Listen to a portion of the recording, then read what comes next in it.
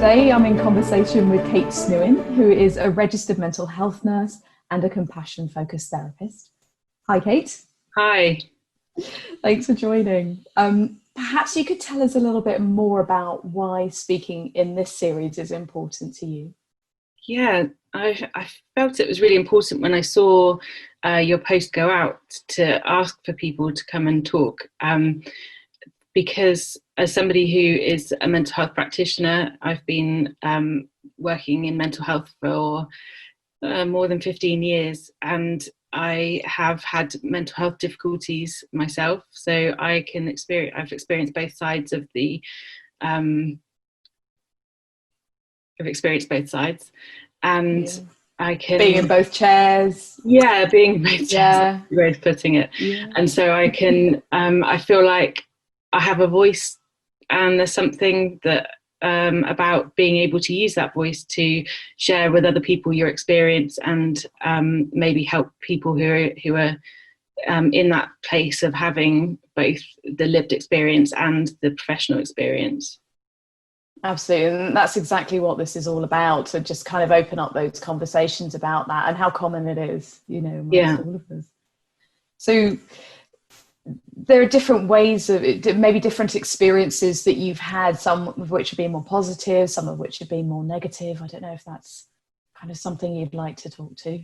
Yes, definitely. I think I've had some brilliant experiences, or a brilliant experience of working within an organisation where the health of the staff was quite was prioritised and really taken care of. I'm not sure if that was true for the whole organisation, but it was certainly true for the place that I worked and the manager that I had. So I felt very lucky to have a manager who could see when I was struggling, who was open to communication, really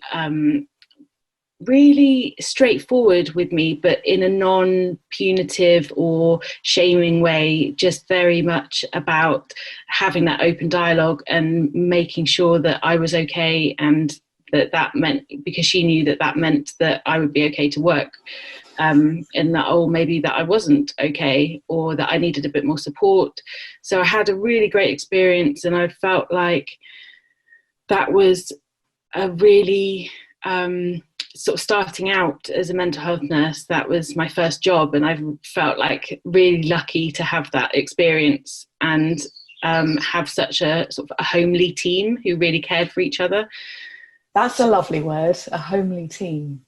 Yeah, that's how it felt. It felt, there were always difficulties that there are between staff at times, but it did, it felt homely, and I felt like everybody had each other's back. And ultimately that's what it was all about, was about caring for each other as well as the older people that we were caring for. Yeah. And there's something about homely that it's just a sense of belonging, and a place where you felt that you could kind of fit in and relax and focus on doing the work, and where you felt that you could have those conversations if you needed to. It's just something about that just feels really powerful and important, actually. It really is. And I feel like the lack of stigma of having a mental health difficulty was felt completely natural. We work in mental health, that's how it should be. There shouldn't be any stigma towards people who have mental health difficulties, and yet there is. And I suppose that's the other side of it that I've experienced, is that deep sense of shame that's come from the organisation that I've worked in. And I've experienced that a couple of times in different organisations, where I've had a real sense that there's something wrong with me, and that's not okay. And that was the message that was given to me. And I know that from speaking to other people in the organisations, that they had that experience as well. So that helped a bit to know that I wasn't the only one. But to go from working in such a, as I said, homely team, with a manager who was very nurturing and very caring, to people who were very service need driven, and almost to the extent of adding guilt to people. There are these sort of layers of guilt that are added to people's workload, that if you're not doing this, you're not working hard enough, and you're not doing enough to care for the people that you're supposed to be caring for.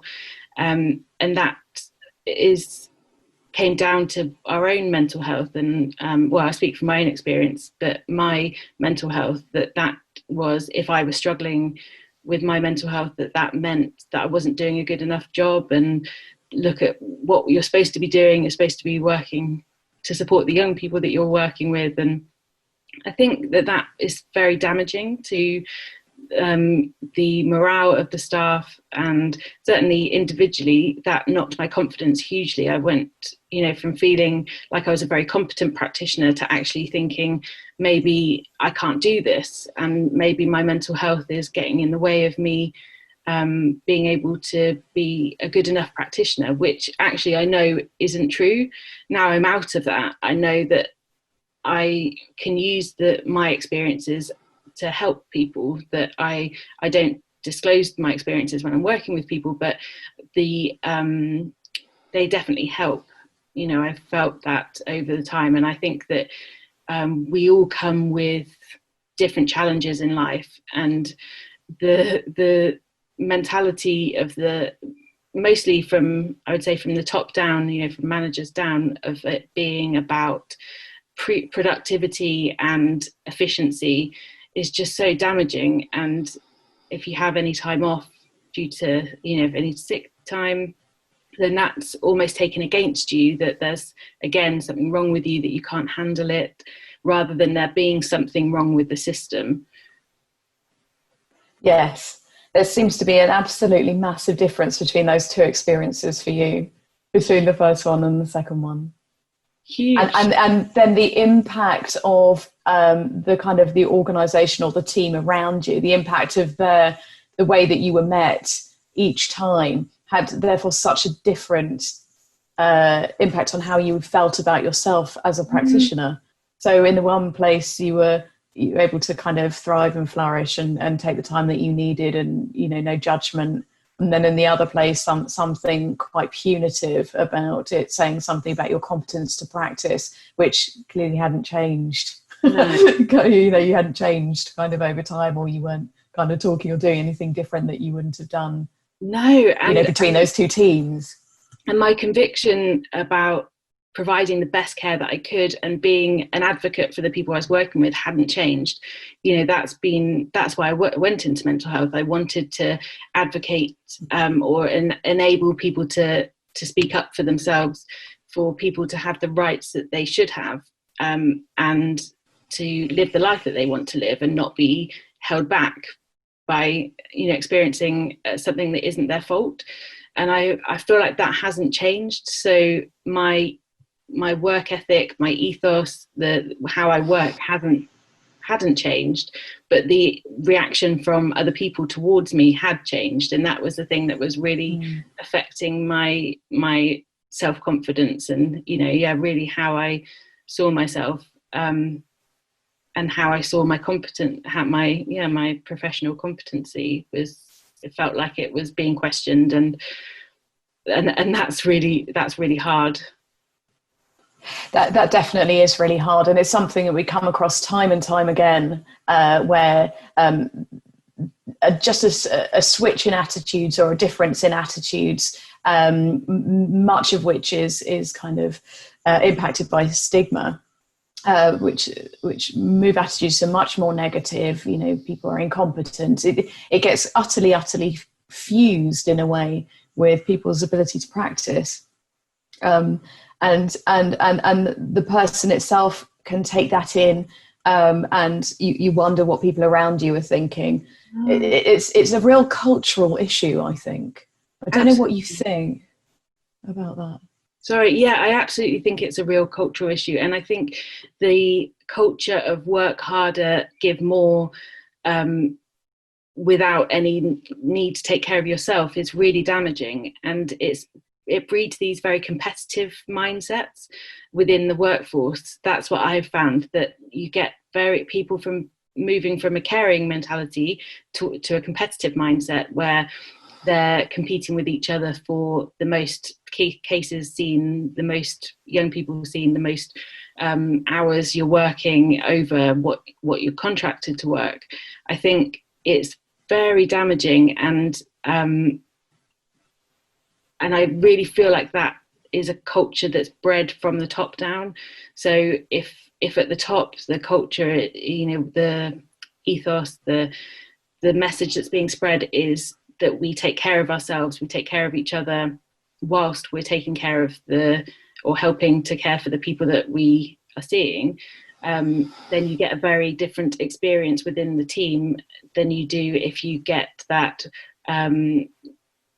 work harder, you're never doing enough, target driven, that those kind of things, just which I just absolutely could see breeds that competitiveness and takes that caring away from each other. And I think when somebody goes off sick, I could see the team became a lot more stressed when somebody was off sick, particularly if they were off for a while, and that breeds, I think, some resentment towards that person who's off, because it means more work for the other people, and that is again a very dangerous position to be in, particularly coming back after somebody who's had sick time and then coming back. It can be very hard to come back into a team where you know that everybody is feeling slightly resentful of you for being off, because it means more work for them. Whereas if from the management team it came that the message came that actually you can't do more than you're able to, then people would feel probably a lot more caring towards each other. I think when I came back after one time of being off, just the relief that somebody had left a message on my desk, a little post-it saying "welcome back" with a smiley face, and it was just the most relieving thing to experience, such a compassionate gesture from somebody who was welcoming me back, compared to some other people who I really felt were being quite hostile towards me. So it was I mean, we need more compassionate teams and compassionate people within teams. I know that lots of the people who I've worked with are deeply compassionate about the people they work with, but when you get to your colleagues, that can become really difficult and sometimes toxic. And I really feel that comes from the example that's set by the management and the pressure that people are under. So yeah, that's my feeling on it. Culture. It's really powerful experiences that you've had that you're sharing. A few things kind of popped into my mind. The words kind of emotional labor, and really understanding what that means and what it takes to nourish emotional labor, and something about the symbiosis of energy that you kind of get going around between what you give to those who come to you for help, whoever we are, at any given time, and how also that work nourishes us when we really kind of value it, and we're in there to do a good job. I've never met anybody in healthcare who isn't in there to really do a good job. People really draw to it very often as a vocation, and then it's so sad when you find yourself working in situations where you just become depleted, drained, you don't feel nourished, and I don't know to what extent organisations understand, or whether they're growing in their understanding now with at least the well-being and the mental hygiene kind of policies and work, whether they really understand or get to grips with the actions behind what it means. What does it mean to enact the nourishment of emotional labor within your workforce? I'm not sure we're there yet, and it's really interesting what drives people into kind of competitiveness, what drives teams into that, and how can we be alert to it, and what can we do when we see that happening? There's so much that can derail it, isn't there? Yes. I think, how can we as individuals be able to, I think with the way that, obviously I would say this with my compassionate work that I do, but I feel like the way that we have to go forward is by embracing compassion and using that. So, we think about compassion being very strong, it's a motivation. And I think it doesn't mean that everything is easy, and it doesn't mean that it's going to be easy to show compassion to your colleagues, but it certainly beats being in that competitive mentality and drive where you're just in that doing mode all of the time, and no sense of that nurture zone, that kind of stepping back and just being with each other. I think that has to be very much brought into teams. That if that had been brought into the teams that I've worked in, where things were very tricky, I think that things would have been very different. And I left the NHS because I just couldn't work in those conditions anymore. And that was incredibly sad for me. It's still incredibly sad that I don't work for the NHS. That's what I've always wanted to do. That's what I wanted to continue to do. And I felt that I just couldn't anymore. So I suppose the good news for me is that I now work in an organisation where the clinical lead is incredibly focused on self-care, very much focused on bringing us together as a team, that there's no hierarchy, that we all have a voice, that we all take care of each other. And that feels like I'm building some confidence back and being able to take care of myself and feel like that's allowed. Yes. And there's something about the fact of how powerful it is to be able to take away somebody's confidence, just the kind of, the culture around you, how it can kind of strip people bare of feeling that they can do anything, or feel enabled to kind of reclaim all of the skills that, that they of course have, if they come back from a period of leave. And it's just desperate, it's desperate that we have places like that leave people feeling that way, particularly within a healthcare environment. And the compassion that you said, I was thinking about that, because certainly from my own journey, it's been really hard to develop self-compassion for lots of reasons, because of the things that I've been through. And compassion is not a soft option. I totally know people think it is. It's a warriorship.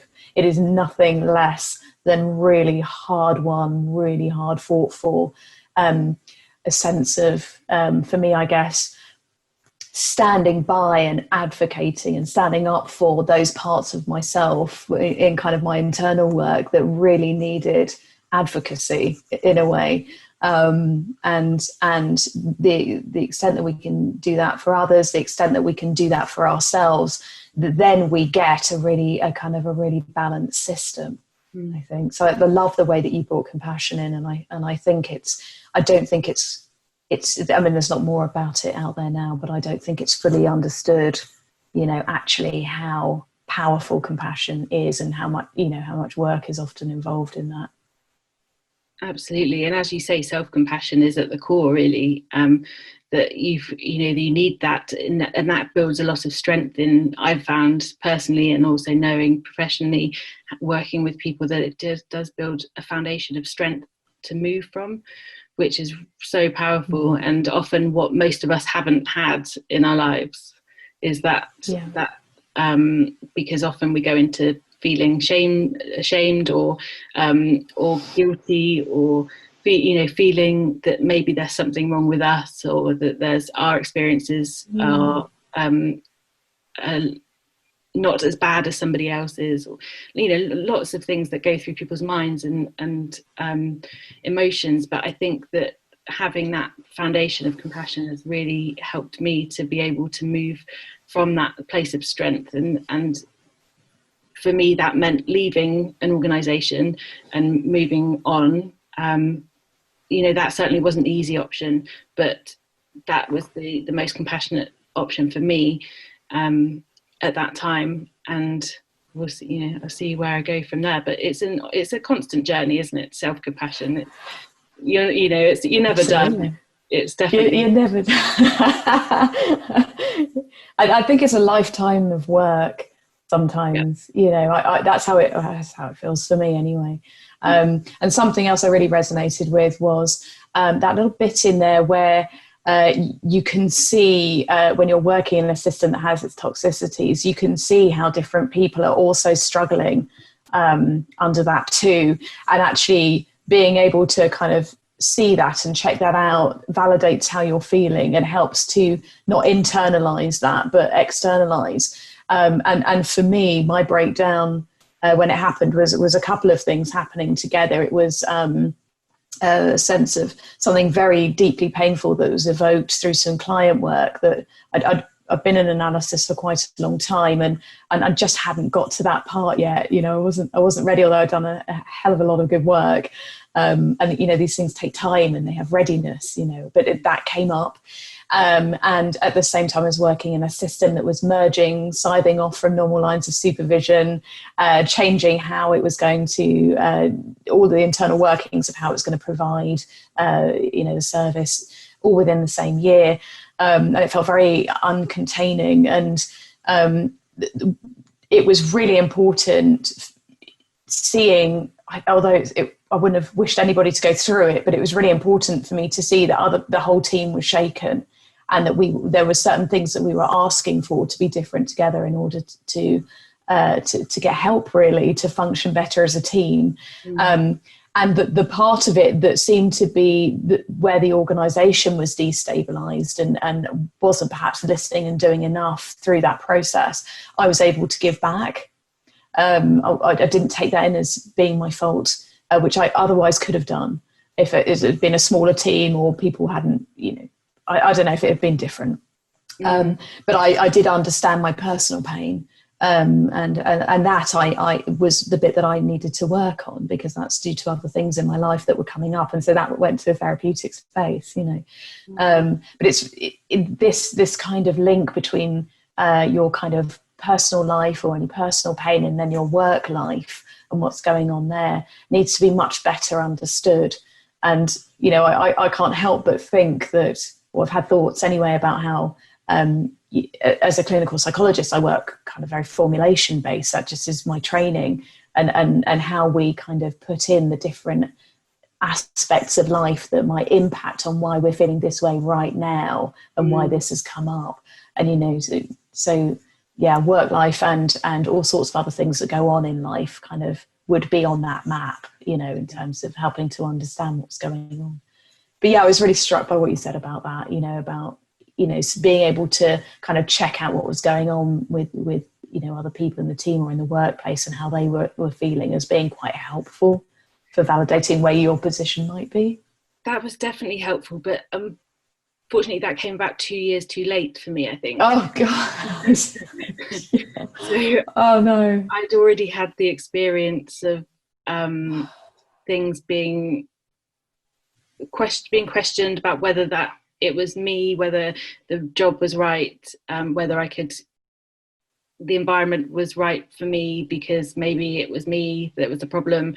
Right, okay. So not good enough. So I sort of had that going on, and then as things deteriorated within the team, that was when other people really started to speak up. And I mean, I was very lucky to have two brilliant supervisors at different times who were absolutely validating towards me and saying, this isn't your fault. Unfortunately, it just didn't stick enough for me. It felt like because being a good enough practitioner was so important to me, having that questioned at all shook me and shook my identity. And I think that even having that support of the supervisors, it was still seeping in. Some of that toxicity from the sort of organisation was still seeping in, and then people started to talk to each other more about what was going on. People were sort of saying this isn't good enough as a whole, and that was when it really became we became more of a unit in standing up against some of the things that we didn't think were right. But for me, it just came too late. It was such a shame. Yeah, and I think if there had been some kind of admittance by by senior people that yes, there is a problem and we need to support staff, that would be one thing. But I think that wasn't done well enough to support staff and so it was still, the onus was still very much on us. So although it was absolutely validating having other people say it's not just you, I think there were just too many other things going on and having gone on in the past for me. But you know, now I feel like this is the time to rebuild myself and come out stronger. Stigma. Yeah, I didn't catch that. I just caught then. So I feel like I want to sing there. I said. I would sing. Oh, well, sing. You know, sing. I've definitely found that I've actually danced. Although I'm a bit tethered to the computer at the moment, so I can't. But I get that uplift of feeling and the sense of the rebuild of having come through something and the fire of that and the strength and the energy that comes back in when you find yourself in a place where you can begin to flourish and kind of reclaim yourself back from a really, really difficult time, whether it's from the more personal pain time, or as I call it, or whether it's, you know, things going on in the organisation. And something else that you said about responsibility feels really important. You know, the culpability is when are organisations really going to grasp and understand that they can do damage, that they can be responsible for that. I mean, we see this under health and safety legislation for very physical things like trips, falls, slips, you know, stuff like that. But I know different people have looked into it, and I probably, you know, need to find out more. But, you know, the emotional health and well-being of an organisation, that the organisation has to have some culpability for that. Yes, it absolutely does. And some humanity. I mean, that's what we're looking for, isn't it? Is that humanity, and it's often lacking. That's my experience. It has been my experience anyway. Of some places, is just that it is lacking. Well, I think, you know, I guess such a rich area and so much to discuss, and I think this series and opening up these discussions still feel the very beginning of something. Although I'm aware that other people are talking about these things and raising them up, so that's really great. And is there anything that you anything else? Although I can't imagine we've covered so much, but is there anything else you want to say before we finish? You know? Actually, what I was thinking is, I was just reflecting as you were talking there, was I think what has happened is I've become a lot more guarded about my lived experience since leaving that organisation, because I feel like it might be used against me. So even though I'm in a team where it feels like it should be safe, it's not totally safe for me to do that at the moment yet.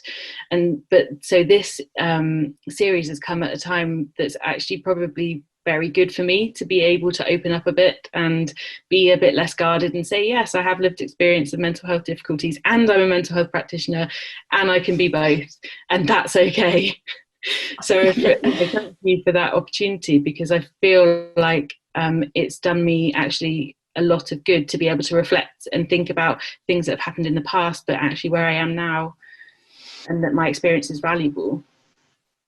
Absolutely, and doubtless, I'm absolutely sure, a brilliant practitioner.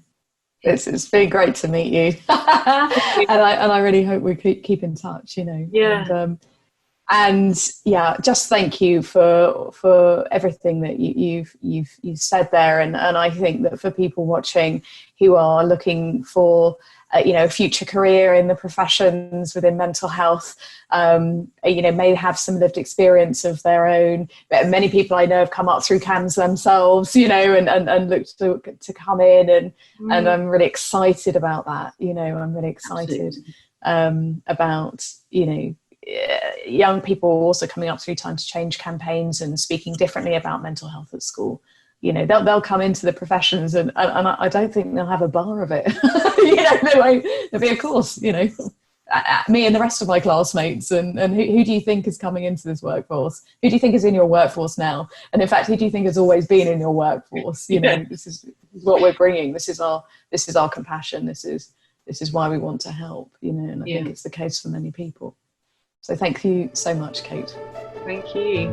Take care. Bye.